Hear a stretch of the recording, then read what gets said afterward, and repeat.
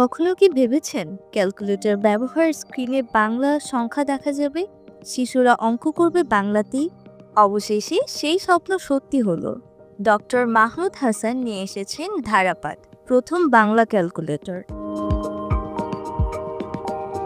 Doctor Mahmud Hasan Bangla সংখ্যা digital স্ক্রিনে আনার স্বপ্ন দেখেছিলেন ৩৬ বছর আগে।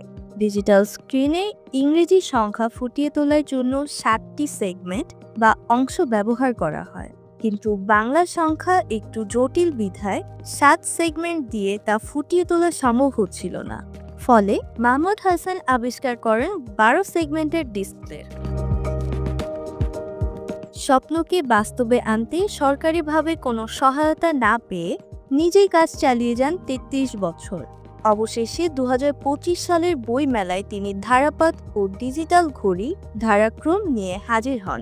জাতীয় পতাকার রঙে এই ক্যালকুলেটরে রয়েছে লাল বোতাম, যেখানে লেখা আছে ১, ২, ৩, সব বাংলায়।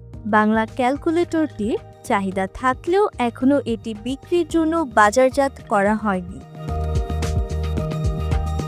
এই ক্যালকুলেটর শিক্ষার্থীদের জন্য বিশেষভাবে উপযোগী, কারণ তারা খাতায় বাংলায় লিখলেও ক্যালকুলেটরে ইংরেজি সংখ্যা দেখে ভুল হয়ে যায়।